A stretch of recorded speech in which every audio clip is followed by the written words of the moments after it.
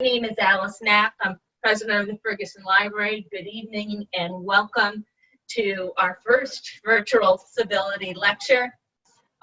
Before we get started, I need to give a couple of technical instructions. If you are having technical difficulties, please use the Q&A feature. If you would like to ask a question, please use the chat function. Both of these features can be found at the bottom of the screen. For the first 25 attendees who submit their email in the chat function, the Dylan Schneider Group will send you a copy of Governor Pataki's new book, Beyond the Great Divide, How a Nation Became a Neighborhood. The Civility in America series is sponsored by the Dylan Schneider Group, Hearst Media, and the Ferguson Library, and it began in 2011.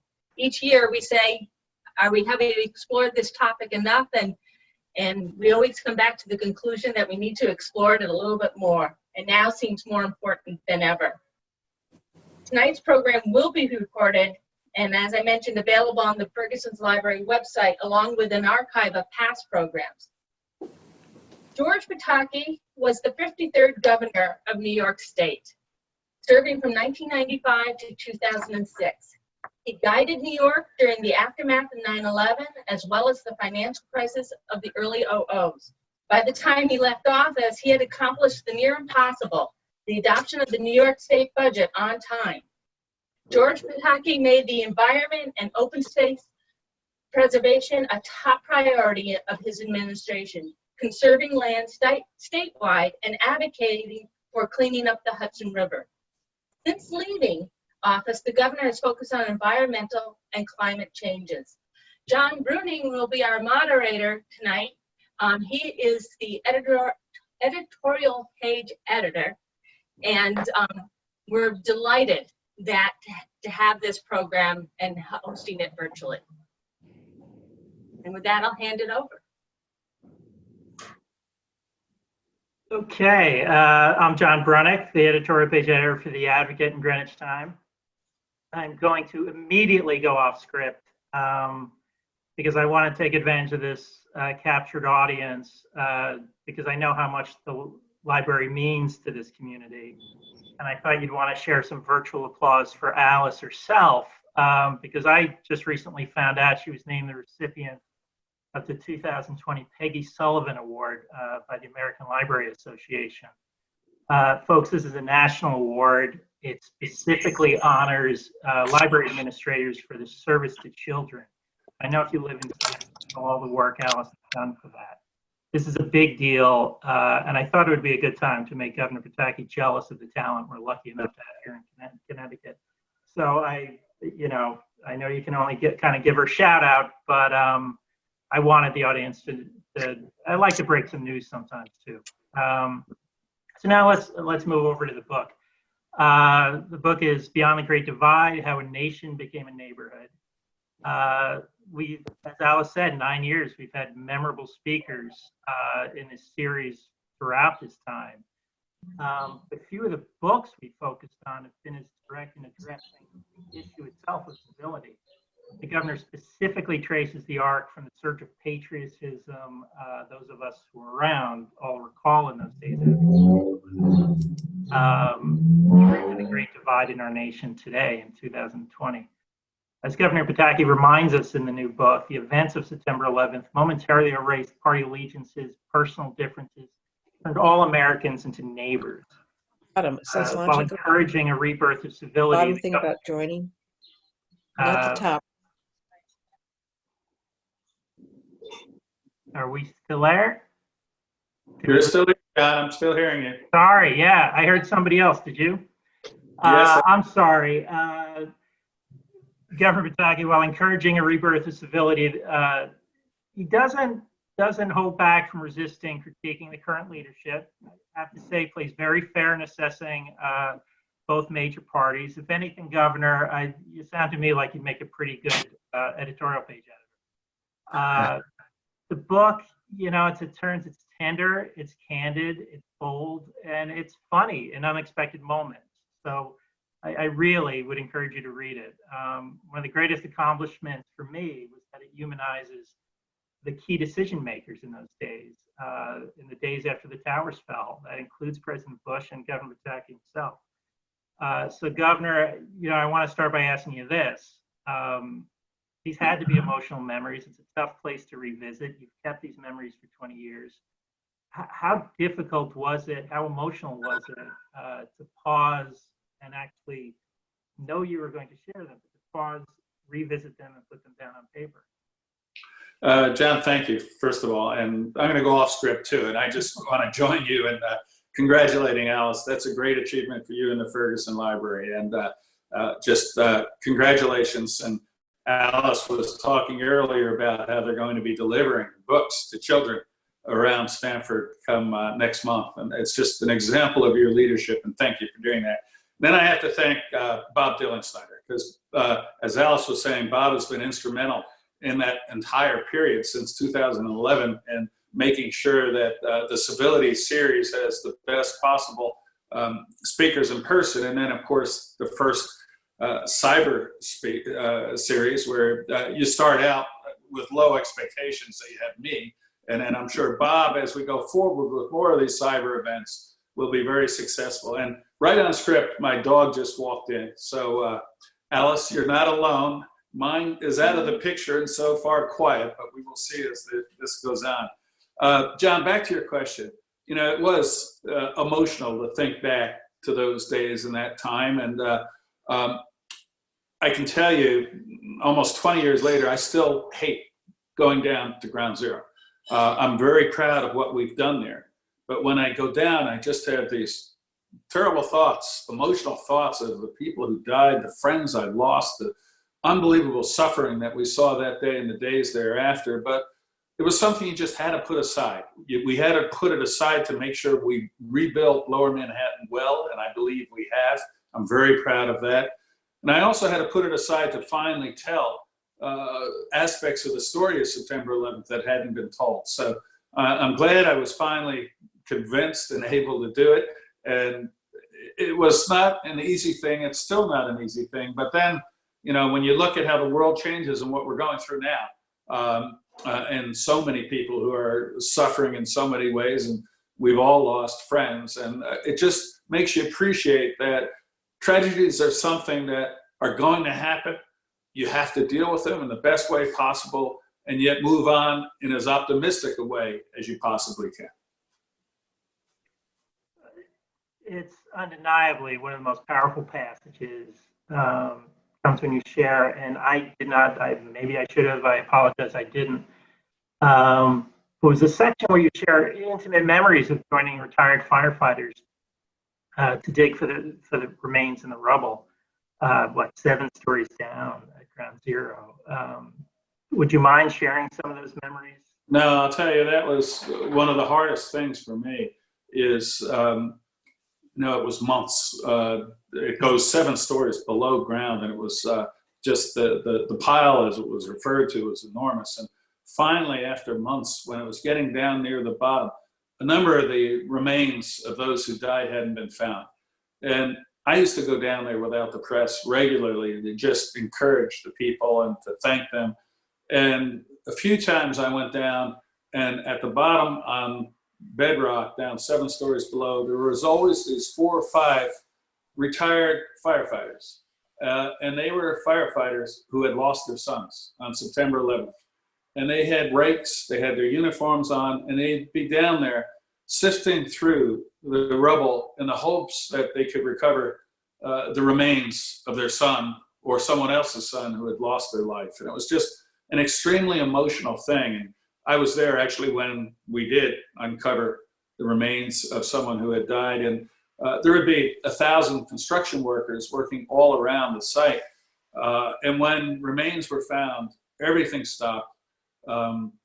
People took their hard hats off.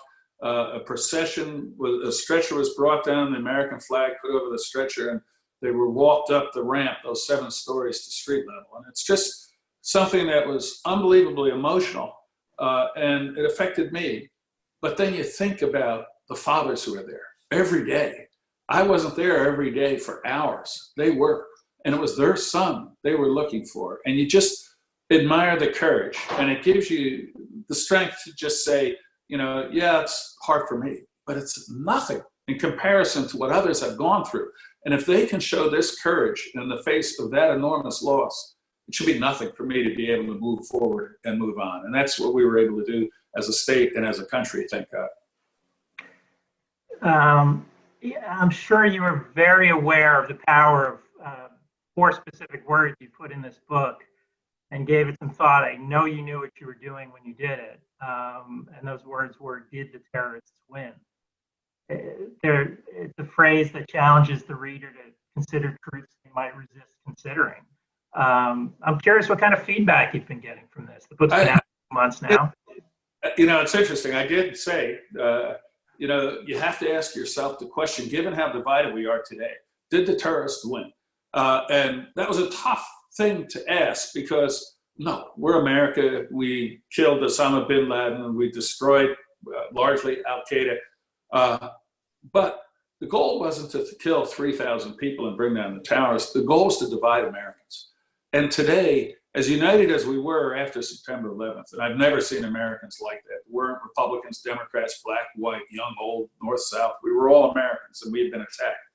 Now we're as divided as we've ever been in my lifetime. And part of that is a direct consequence of that attack and the response to that attack, and then the politicization of virtually everything. So I think the answer is no, the terrorists did not win. America is still the world's greatest country. We still can have confidence in our democracy for all the polarization and divide. But we have to ask that question and then ask ourselves, how do we make sure that the answer is no? Not that just that the answer is no today, but as the answer is no next year. And to do that, we have to get beyond the Great Divide, which is the reason for the title, and bring ourselves together and understand we're all in this together.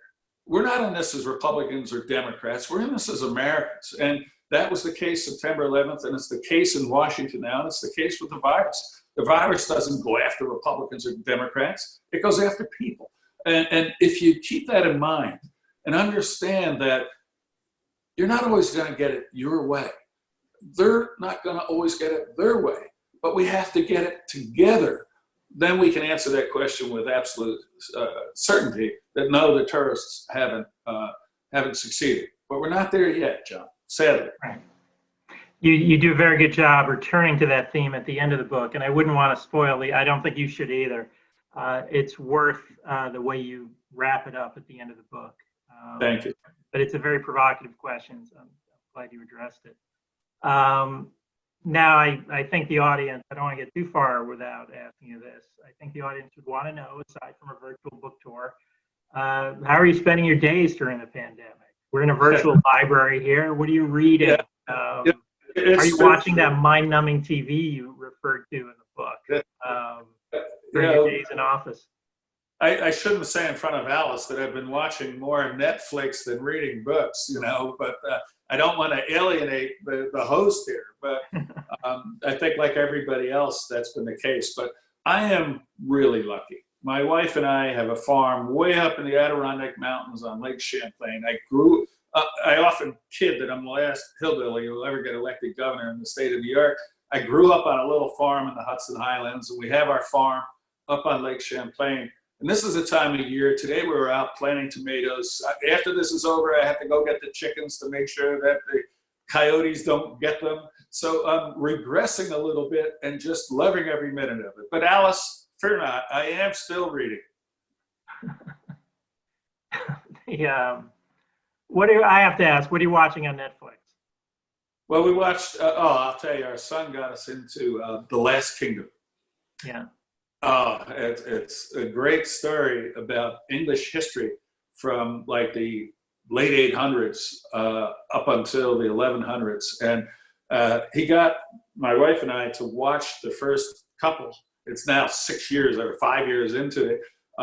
And I then went and looked it up because the stories were so ridiculous.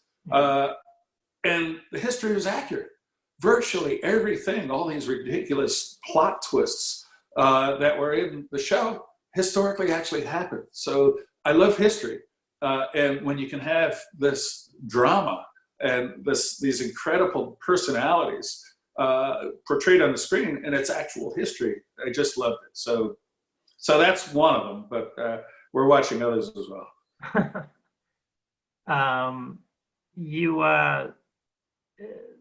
The book happened to come out, your book happened to come out at this remarkable time in our history.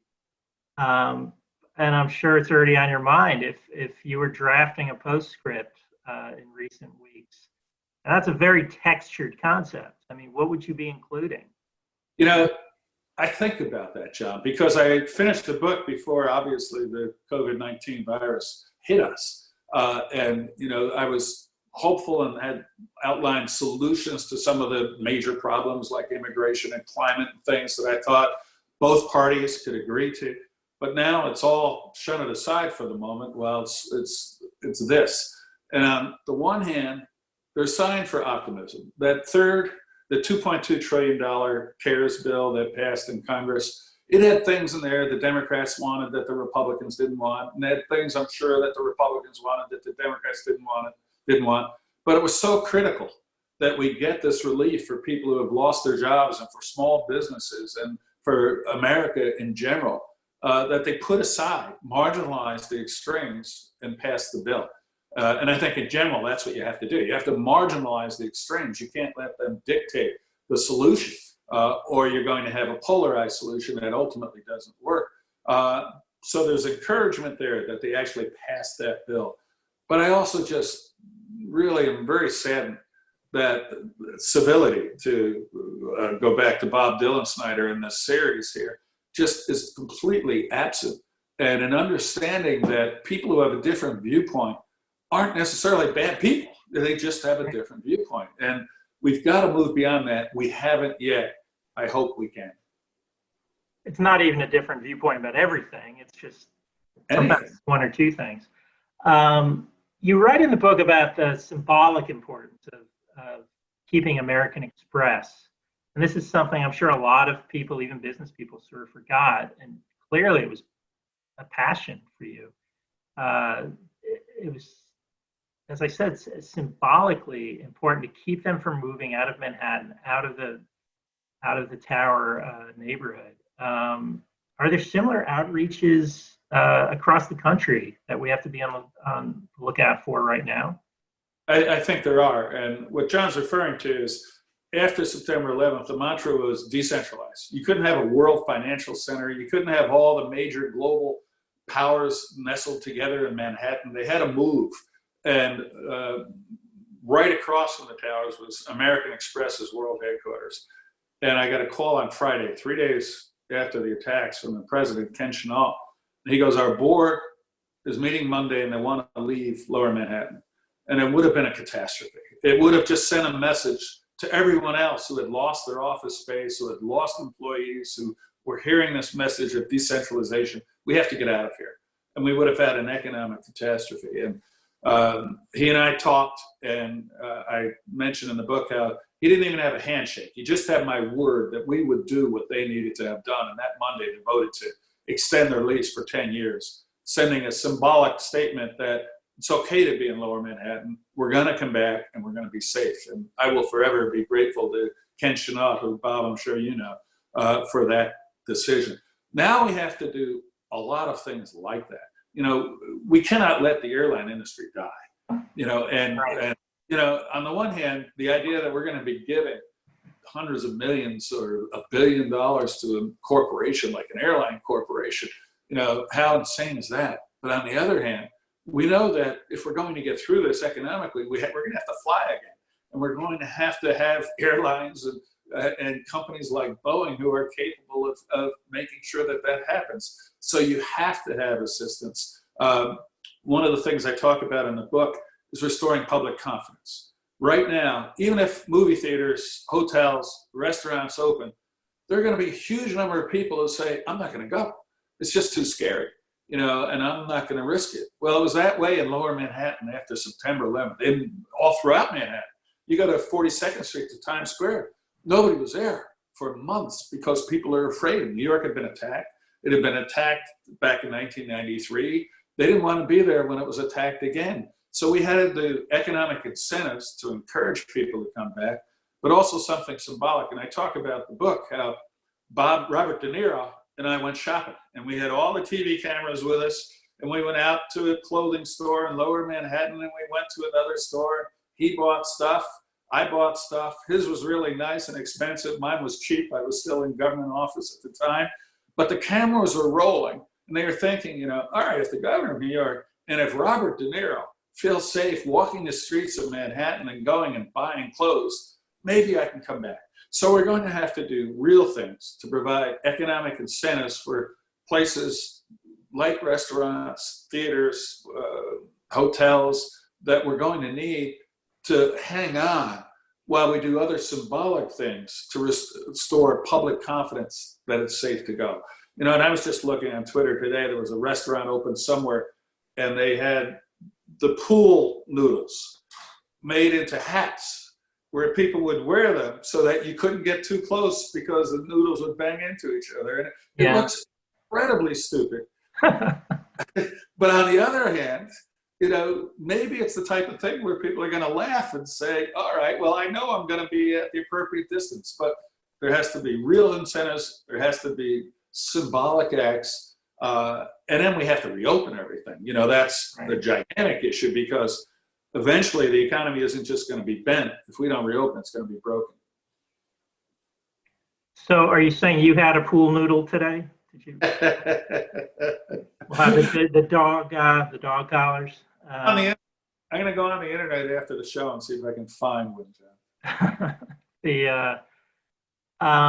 Have you, there's a lot of people, I'm sure you've stayed in touch with over the years, from 20 years ago, from 9/11 through office. Have you gotten any feedback just from people who appear in the book? I'm surprised. I've gotten, yes, a lot of positive feedback from people who were there. You know, as you said earlier, I take shots at both parties. You know, right. And if we're going to get beyond the great divide, you can't say the Republicans are always right and the Democrats are always wrong, or vice versa. Both parties have their failings and both parties have their strengths. So I've gotten some of my Republican friends saying, I'm shocked, you know, that you actually said this, but then they'll say, no, you were right. And it's just something that, you know, is hard. Like I talk about the war in Iraq. Right. And President Bush, George W. Bush, is a wonderful friend. I love him. I love his family.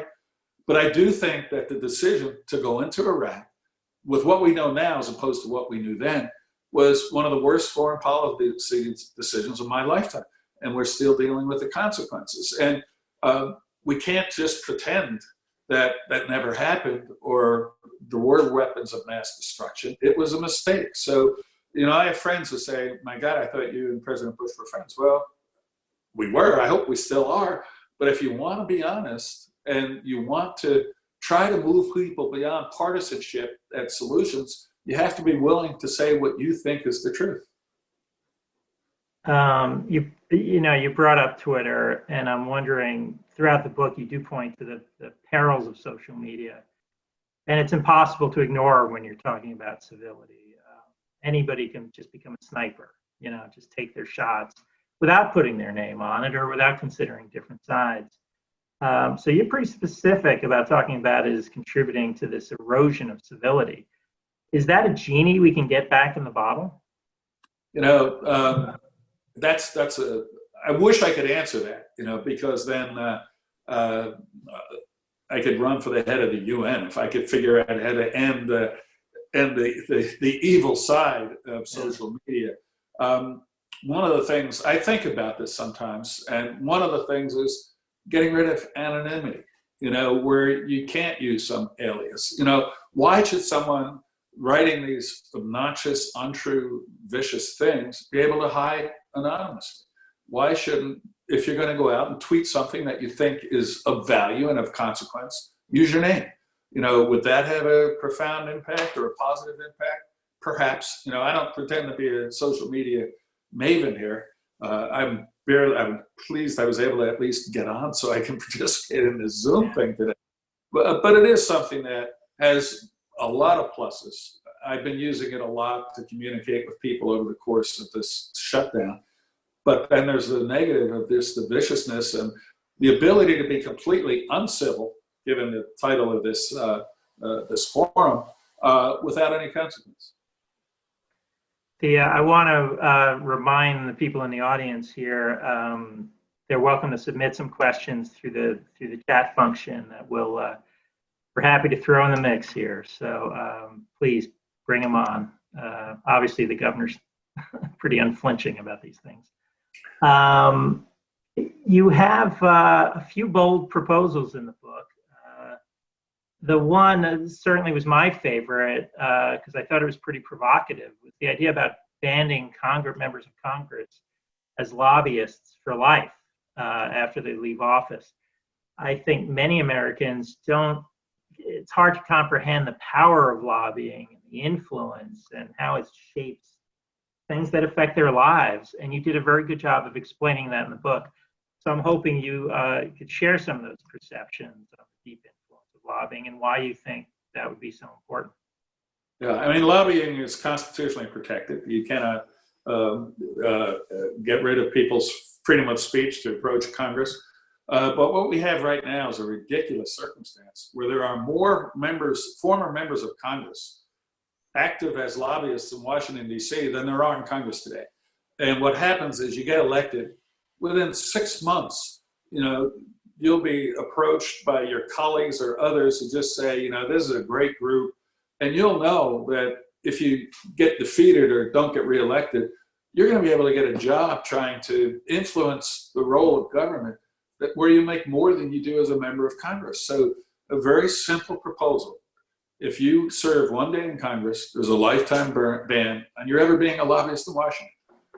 And I wish there was somehow to get this before the public, because I'd love to see somebody run saying, no, I'm not going to run. I'm not going to agree to that as part of my congressional platform, because if I lose, I do want to be a lobbyist. Nobody would say that. But I think it would be one of many reforms that we need to give people confidence that it's their government and it's not the interest groups in government. Because I talk about in the book two things. One is there's the great divide, Republicans, Democrats, the incivility and the unwillingness to compromise or try to reach common ground. Then the other is the divide between the American people and our government. And I think there's a huge majority of Americans who have grave doubts that the government acts in the people, in their interests, as opposed to in the interests of the powerful, the rich, the lobbying, the ones like a Google or Microsoft who can spend $100 million a year lobbying to influence Congress to make provisions changed in a bill. And we need to do both. We need to restore our ability to interact civilly, regardless of whether or not we agree on everything politically. Then we need to reform Washington itself so people get the sense, hey, this is my government, this is our government, this isn't some foreign object controlled by the rich and the powerful, whether they're a business or the labor unions, the teachers union, the trial lawyers, major corporations. They have too much influence, and the American people sense that they have too much influence, and we need to work to change that. Before I ask some of the audience questions here, I always think back. I worked on the city desk for many years. I've been with the newspaper for more than 30 years. And in Lower Fairfield County, in the so-called Gold Coast, I'd often notice during interviews, talking to people, that many of our residents, sometimes commuting to New York, whether they're lawyers or any profession they had, and I'd ask a question about the mayor or the governor, they would refer to New York. They would think of their mayor or their governor as New York. So I'm not surprised that the first question we had is, how do you feel Governor Cuomo is doing? I could also ask you about our own governor, but how is Governor Cuomo doing? Well, I know that Governor Cuomo right now is probably the most popular politician in America, and his daily briefings have been enormously successful, and he gets credit for those, and he deserves credit for those, because he has done those briefings in an informative and intelligent way. But then you look at some of the policies, and I've been highly critical of the Governor Cuomo's demand. March 25th, he gave an order to nursing homes in New York State that they had to take COVID positive patients, whether or not they were prepared to deal with them. And if they were coming from a hospital, they couldn't even, and had been tested, they couldn't even ask whether that incoming patient was COVID positive or not. So they were forced to take this population. And today we have way over 5,000 nursing home deaths in New York State. And it's because these COVID positive people who we knew could be infectious were forced into homes with the most vulnerable. And we know that the greatest comorbidity factor is age. And in nursing homes, you have the weakest of our senior citizens. So it was just an absurd policy, to be blunt. You had the U.S. Comfort sitting there with 1,000 beds virtually empty. You had the Javits Center with 1,500 beds virtually empty. I don't think either one of them ever had 200 people in it. And they were ready for COVID virus positive patients. And then you're sending them, forcing them on nursing homes, unable to deal with it, and putting them amongst our most vulnerable. It took 47 days. Monday, Governor Cuomo finally reversed that policy. So his briefings have been an enormous success. He's getting credit for that, and rightfully so. But I think when you look at that policy, when you look at allowing people to ride the subways for a month without masks and reducing subway service so that people were mashed in, and the inability of Mayor de Blasio and Governor Cuomo to work together, I think is a disaster. I mean, you'd have de Blasio saying, we're going to keep city schools closed to the end of the year, and the governor the same day would say, not so fast. You know, I talk about in the book how well Rudy Giuliani and I worked on September 11th. Our teams were in the same room, literally the same room at the same table. The key state people, the key city people, from September 11th, the afternoon, for months. And now in this crisis, the city and the state governments seem to be at loggerheads and not working together. And that's something where you have to put personality aside. You have to put politics aside. And you just have to do what's right. So I know Governor Cuomo's 80% approval, but when you look at what has happened, and one of the reasons, or some of the reasons why New York State is leading the country in coronavirus deaths, I think as people look into this more, there were policy decisions that were wrong and that should have been changed far before they were changed. You use a phrase in the book, civility has turned into toxicity, which made me wonder, is there a future for civility in politics at all? And you just touched on something that, I mean, as we're talking here through computers, losing that human contact. I mean, as soon as you and Rudy Giuliani were together, you're working literally shoulder to shoulder. And you have to wonder, we're seeing that. People are not doing that right now. But is there a future for civility in politics? I'm sorry, could you say that last part again, John? How can we revive civility in politics? Boy, I think just by Trying to get to that UN job. I don't want the UN job, by the way. I think just by holding people accountable, you know, and you know, ultimately it's the people's decision as to who our leaders are, who our mayor, governor, congresspeople, president are, and you just have to look at it and send a message that we want people who are capable of working together and bringing people together. Sadly, that has not been the case of late. There's a question from the audience. Do you believe that the leadership of Facebook should be held accountable for removing false information they continue to perpetuate? For example, is it possible to cure COVID by drinking disinfectant? You know, should they be accountable for the information going out there? You know, you would ask the same thing of a newspaper. You know, I'm going to turn it back on you, John. You know, should a newspaper that runs a story that has inaccurate information, but it's properly quoted and sourced, but it's incorrect, should they be liable? And the answer to that is no, they're not liable. And I think that's the law that's been applied to Facebook and others, that they're not responsible for the content. because they're not saying that the content is the truth. So that's a very tough one. If they're going to be the ones who decide, what content is true and what content is not true, how do you avoid that becoming blatantly political?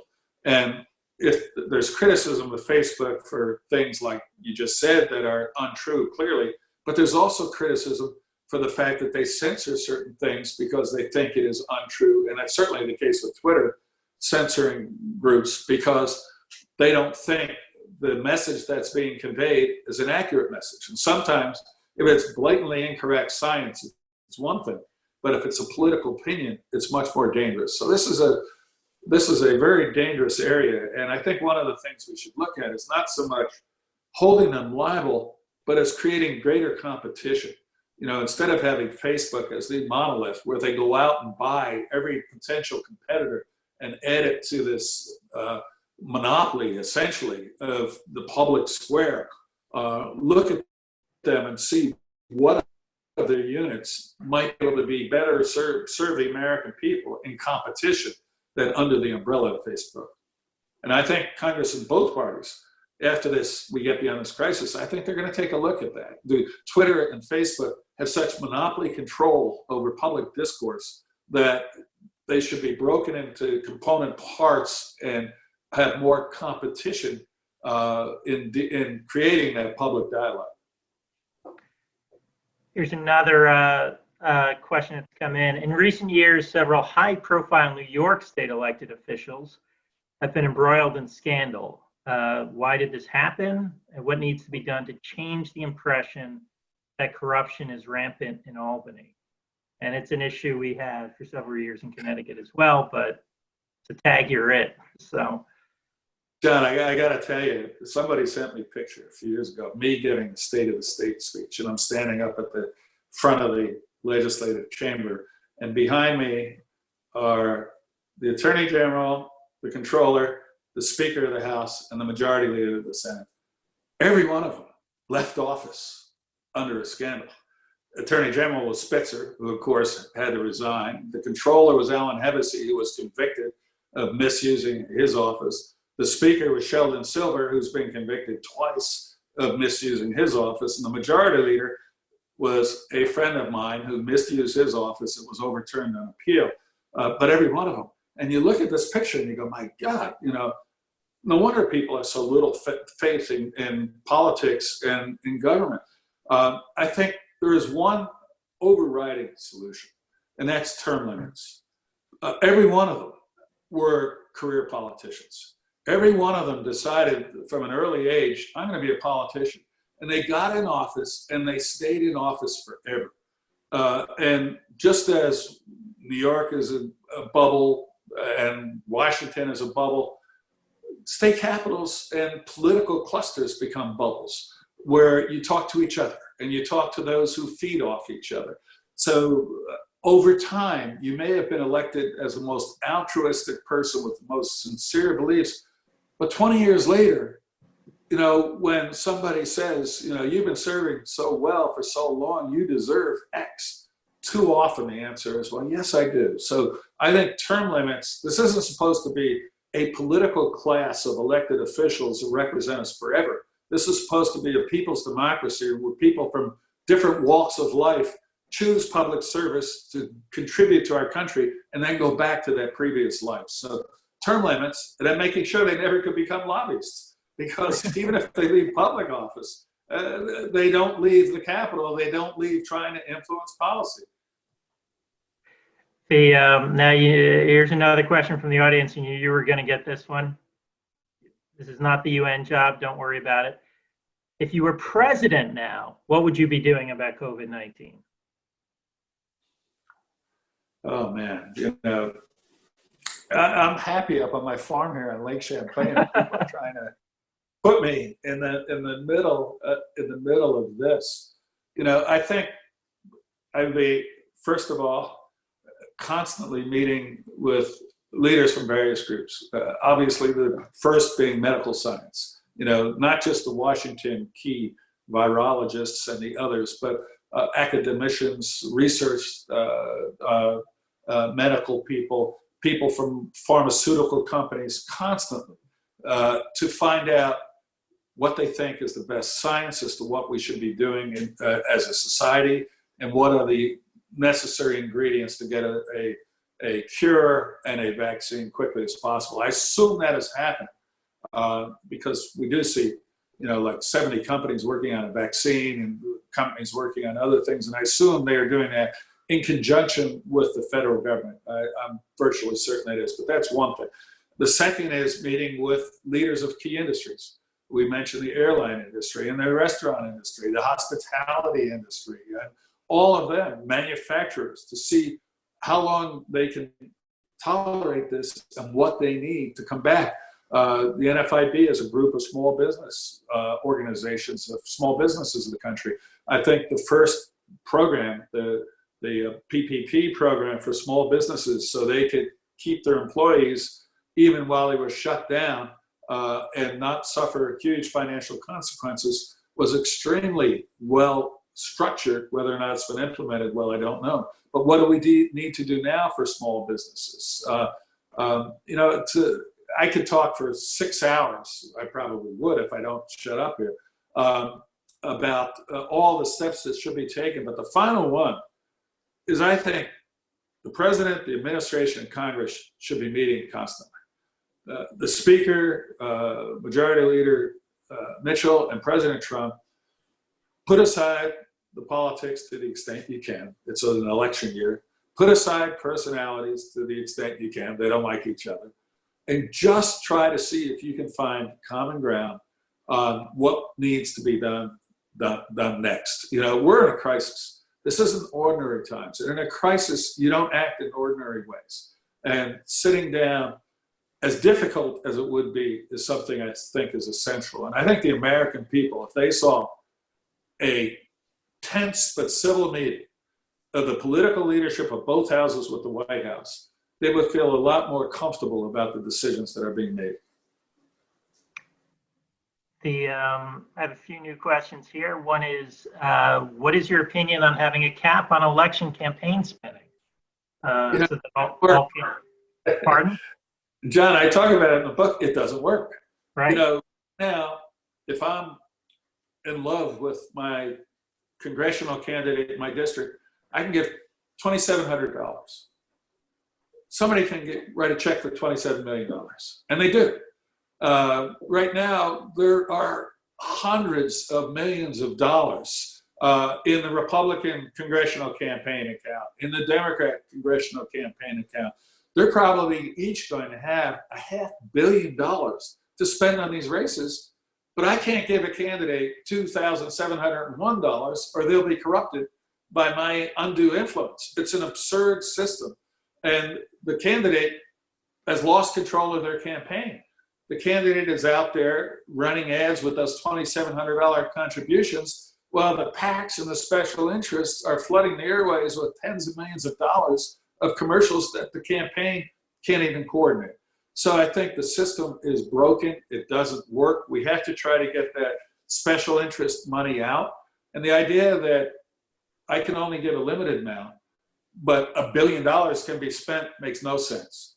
Allow me to contribute to the candidates directly, hold them responsible for what they do with that money, whereas now they're not responsible, and make it instantaneous disclosure so people know where you're getting those funds. It's idealism. Don't let people get more than $100. At the same time, they're spending $1 billion through interest groups on those very races. It doesn't work. One of the issues you mentioned yesterday when we were chatting briefly was immigration, which you write about quite a bit in the book. It's intriguing because it was such a major issue during the presidential campaign 4 years ago. And as you said, it could vanish. It could not even be mentioned in the months to come. But would you like to share your... John, I'm obsessed about this because I think, it's about America succeeding and Americans coming together. And the idea that we have 12 million people or 11 million or 13 or 15 million who are unclassified, they're illegal. They're here. In many cases, they've been here 20, 30, 40 years. But what are they? They're working, they're paying taxes in many cases. but their status is undefined. And on this issue, both parties' extremes have dominated, and nothing has been done. And I think it's just tragic for the country. And I actually outlined solutions here. And it comes down to the same thing: marginalize the extremes in both parties. First of all, control the border. This is a country of the rule of law. So you have to make sure that the first act of millions of people isn't breaking the law, and control the border. This is something Republicans want. I think the American people want. Democrats probably are reluctant because it's Trump's idea, but ultimately I think they agree. But on the other hand, once you have the border controlled, look at the 12 million people who are here illegally. The crazies on the right, just as the crazy on the left want open borders, the crazies on the right want to send them back wherever they came from, in trains or planes or God only knows how. That's ridiculous. So yes, we are a country of the rule of laws. The right says no amnesty. The left says make them citizens. A common sense solution the American people could get behind is, okay, we're going to allow you to stay here if you've broken the law, if you have not broken the law. But you did break the law by coming here initially. We're not going to send you back. We're not going to fine you $1,000. You're probably making $10 an hour and don't have $1,000. What we're going to do is what we do with low-level offenses across the country. Make sure you come forward, acknowledge you broke the law, and commit to a certain number of hours of community service. You know, work in the Ferguson Library, work in a hospital, work in a park, work with the Little League team to help them out. You give something back. No amnesty. You've acknowledged you broke the law and you've given something back. But on the other hand, in exchange for that, give them legal status where they are legal residents of the United States, entitled to work and live here without the fear of deportation. Control the border, no open border. The Republicans are crazy about sanctuary cities, and rightfully so, I think. This gets rid of sanctuary cities. There's no need for them because you no longer are deporting people because they're here illegally. If they go through this process, they're going to be allowed to stay. So I talk too much. I know this should be a more back and forth thing, but solutions aren't always that simple. But this one, I think, is relatively easy. And 90% of the American people could get behind this if it were just something that Congress would focus on. And you said, as I said earlier, the COVID has pushed it into the background, lowered the rhetoric and the emotion on this. Maybe that's a good thing, because when the spotlights are on it, you harden your position. Oh, I can't bend. But when the spotlights are somewhere else, maybe you can look into yourself and say, well, you know, that's really pretty reasonable. Maybe it's not what my crazies want on either side, but it's pretty reasonable, and let's get it done. Now, I know clock is ticking on us, so I'm being nudged to get in one more question. I'll ask the question. I'll give you time in case you have some wrap-up thoughts, general thoughts you'd like. I'd like to at least share with the audience what I was surprised to learn last night, that you were married in Connecticut. So you have some roots here. So welcome back. Thank you for your time tonight. And let me ask this question from the audience that I've heard from a lot of people recently. In regard to COVID, what are your thoughts on where the line should be drawn on health restrictions versus personal freedoms from a constitutional standpoint? It's a hard one, but it's going to face us in the weeks and months to come. That is, to answer that question requires more time than I probably have left in my life. There's a huge constitutional question. Does a governor have the right to tell someone they're under house arrest, they can't leave the home? On the other hand, when you have a national health emergency where by leaving the home they risk other people's lives as well as their own, is that authority there? No one knows the constitutional answer to that at this point. But I think the broader solution is that no one size fits all, is that you have to try to do it across the country, but systemically by region. Like in New York State, 5 regions of New York State, including where I am, opened today. And it makes sense. There hasn't been a COVID case in my county, the entire county, in a week. And there have been 0 deaths from the beginning. And yet in New York City, it makes sense to shut down. So everybody wants to have a one-size-fits-all. That doesn't work in the case of a health emergency like this. You have to look at it. But I look at a state like Michigan, and if the whole state is shut down, and I just see the media like everybody else, that doesn't make any sense, because I'm sure there were major parts of Michigan where you could reopen today, and others where maybe you shouldn't. And the same thing in reverse in Georgia. Georgia is open. Maybe the right solution would have been Georgia should be open, except in Atlanta and certain areas they shouldn't be. So I wish I could sit here and give the divine answer as to how we're going to solve this. But I think ultimately you have to look at the facts, look at the circumstances, not try to have one size fits all. And, we live in a great country, the greatest country ever. And the fact that we have come through this, unprecedented, I don't know, ever in this country's history. I don't think any, where the whole country is shut down for 2 months. There's been horrible consequences, but as well as we had, relatively speaking, is a tribute to this country. And part of the greatness of this country is that we do have 50 laboratories of democracy, 50 states. And we don't have the federal government dictating economic policy, dictating social policy, dictating things to every corner of this country at the same time. In COVID, that is an appropriate response. Let the states be the laboratories of democracy. Let the leaders there look at the circumstances in their state and various regions in the state and in the science as it evolves and make the appropriate determinations. So John, I really have to thank you for doing this.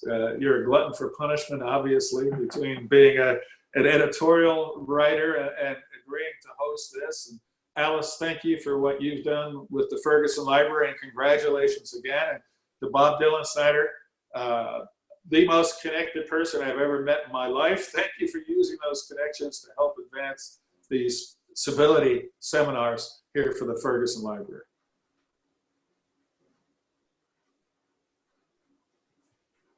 Thank you, Governor. I don't know if Alice has any, or Bob have any closing words. I can see from our chat room that you've picked up some Twitter followers, so congratulations on that. Yeah. Are you there, Alice? I'm here, and I'm trying to unmute. There you go. There we go. Thank you very, very much. This was one of our first my first time doing a program live like this, and it was really inspiring to see all the comments come through as you're talking and understand how much people are listening to your words. We're getting a lot of thank yous right now. Thank you very much. And I have to tell you, it's wonderful to do question and answer like this where there's no chance for the audience to boo me while I'm still sitting on the stage. So this you may have come across something very positive for politicians here, Alice. And with that, I am going to end it. I just have to say, Governor Pataki, my mom is up in Malone, New York. Ah, yes. I know Lake Champlain very well. And she's in a nursing home, but sick. Well, let's hope everybody stays well. And thank you again to all of you. Thank you. Thank you. Thank you. Thank you.